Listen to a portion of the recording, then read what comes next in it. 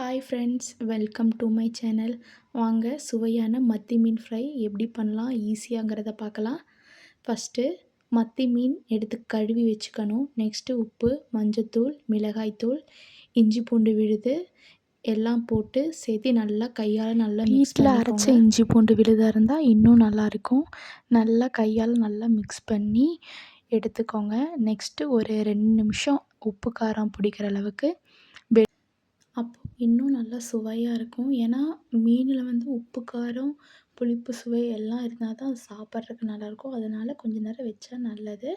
அப்புறம் ஸ்டவ்வை பற்ற வச்சு வடைச்சட்டி வச்சு வறுத்தெடுக்கலாம்னு வறுத்தெடுக்கலாம். இல்லை தோசைக்கல்ல வச்சு வறுத்தெடுத்தாலும் வறுத்தெடுக்கலாம்.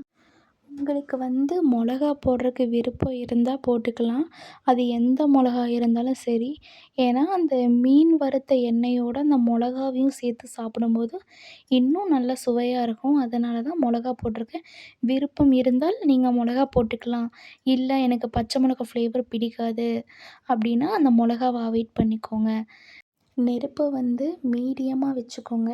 வேகிறதுக்குள்ளேயே கருகிரும். கருகுச்சுன்னா நல்லா இருக்காது. அதனால் மீடியமாக வச்சு வறுத்தா தான் நல்லாயிருக்கும். கோகனட் ஆயிலில் வறுத்திங்கன்னா செம்மையாக இருக்கும். எல்லோரும் கோகனட் ஆயில் ட்ரை பண்ணி பார்த்துட்டு நல்லா இருக்கா இல்லையான்னு சொல்லுங்கள். எந்த மீன் ஃப்ரையாக இருந்தாலும் சரி, கோகனட் ஆயிலில் நம்ம அதை வறுக்கும்போது செம்ம டேஸ்ட்டாக இருக்கும். சாப்பிட்றதுக்கு சுவையாக இருக்கும். இந்த மாதிரி நல்லா ஃப்ரை ஆகிட்டு நல்லா மொறு மொறுன்னு ஆனோடனே அதை எடுத்து சாப்பிடும் பொழுது செம்மையாக இருக்கும்.